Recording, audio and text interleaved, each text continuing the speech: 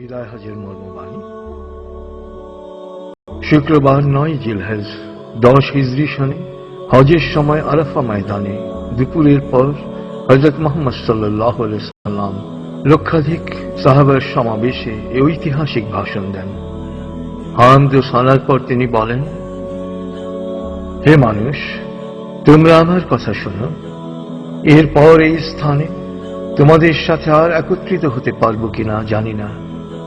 হে মানুষ, আল্লাহ বলেন, হে মানব জাতি, তোমাদেরকে আমি এক পুরুষ ও এক নারী থেকে সৃষ্টি করেছি এবং তোমাদেরকে সমাজ ও গোত্রে ভাগ করে দিয়েছি যেন তোমরা পরস্পরের পরিচয় জানতে পারো। অতএব শুনে রাখো, মানুষে মানুষে কোনো ভেদাভেদ নেই। আরবের উপর কোনো অনারবের, অনারবের উপর কোনো আরবের শ্রেষ্ঠত্ব নেই। তেমনি সাদার উপর কালোর বা কালোর উপর সাদার কোনো শ্রেষ্ঠত্ব নেই। তোমাদের মধ্যে সেই ব্যক্তি আল্লাহর কাছে সবচেয়ে বেশি সম্মান ও মর্যাদার অধিকারী যে আল্লাহকে ভালোবাসে। হে মানুষ, শুনে রাখো, অন্ধকার যুগের সকল বিষয় ও প্রথা আজ থেকে বিলুপ্ত হল। জাহেলি যুগের রক্তের দাবিও রহিত করা হল। হে মানুষ, শুনে রাখো, অপরাধের দায়িত্ব কেবল অপরাধীর উপরই বর্তায়। পিতা তার পুত্রের জন্যে আর পুত্র তার পিতার অপরাধের জন্যে দায়ী নয়। হে মানুষ, তোমাদের রক্ত, তোমাদের সম্মান, তোমাদের সম্পদ পরস্পরের জন্যে চিরস্থায়ীভাবে হারাম অর্থাৎ পবিত্র ও নিরাপদ করা হল। যেমন আজকের এই দিন, আজকের এই মাস, এই শহর সকলের জন্যে পবিত্র ও নিরাপদ। হে মানুষ, তোমরা ঈর্ষা ও হিংসা বিদ্বেষ থেকে দূরে থাকবে। ঈর্ষা ও হিংসা মানুষের সকল সদ্গুণকে ধ্বংস করে। হে মানুষ, নারীদের সম্পর্কে আমি তোমাদের সতর্ক করে দিচ্ছি। তাদের সাথে নিষ্ঠুর আচরণ করো না। তাদের উপর যেমন তোমাদের অধিকার রয়েছে, তেমনি তোমাদের উপর তাদেরও অধিকার রয়েছে। সুতরাং তাদের কল্যাণের দিকে সবসময় খেয়াল রেখো। হে মানুষ, অধীনস্থদের সম্পর্কে সতর্ক হও। তোমরা নিজেরা যা খাবে তাদেরও তা খাওয়াবে, নিজেরা যা পরবে তাদেরও তা পরাবে। শ্রমিকের শরীরের ঘাম শুকানোর আগেই তার মজুরি পরিশোধ করবে। হে মানুষ, বিশ্বাসী সেই ব্যক্তি যার হাত ও মুখ থেকে অন্যের সম্মান, ধন ও প্রাণ নিরাপদ। সে নিজের জন্য যা পছন্দ করে অন্যের জন্য তাই পছন্দ করে। হে মানুষ, বিশ্বাসীরা পরস্পরের ভাই। সাবধান, তোমরা একজন আরেকজনকে হত্যা করার মতো কুফরি কাজে লিপ্ত হয়েও না। হে মানুষ, শুনে রাখো, আজ হতে বংশগত শ্রেষ্ঠত্ব বা কৌলিন্য প্রথা বিলুপ্ত করা হল। কুলীন বা শ্রেষ্ঠ সেই যে বিশ্বাসী ও মানুষের উপকার করে। হে মানুষ, ঋণ অবশ্যই ফেরত দিতে হবে। বিশ্বস্ততার সাথে প্রত্যেকের আমানত রক্ষা করতে হবে। কারো সম্পত্তি সে যদি স্বেচ্ছায় না দেয় তবে তা অপর কারো জন্য হালাল নয়। তোমরা কেউ দুর্বলের উপর অবিচার করো না। হে মানুষ, জ্ঞানীর কলমের কালি শহীদের রক্তের চেয়েও মূল্যবান।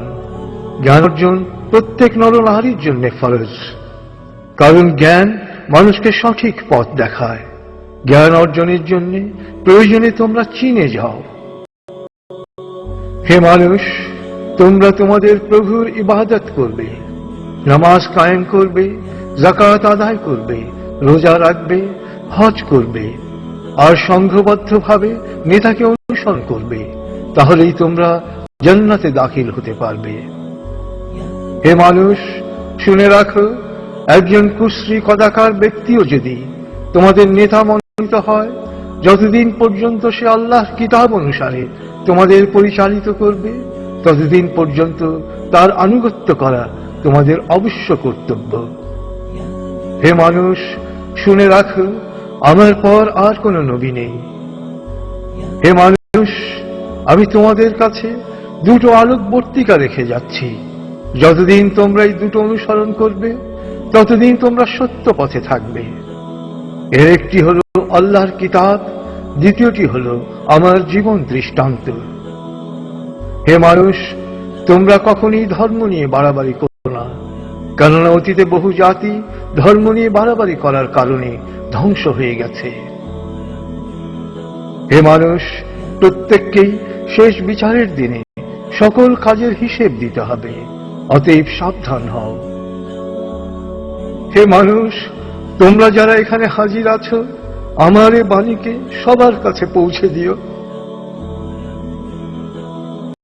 এরপর তিনি জনতার উদ্দেশ্যে জিজ্ঞেস করলেন, হে মানুষ, আমি কি তোমাদের কাছে আল্লাহর বাণী পৌঁছে দিয়েছি?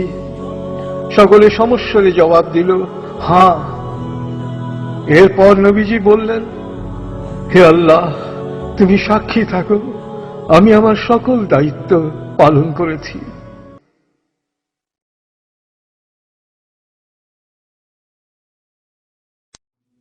রাসূলুল্লাহ সাল্লাল্লাহু আলাইহি সাল্লামের উম্মত হিসেবে আমাদেরও দায়িত্ব তার এই শেষ বাণী সবার কাছে পৌঁছে দেয়া। আল্লাহ আমাদের সবাইকে এই দায়িত্ব পালন করার তৌফিক দান করুন। আমিন।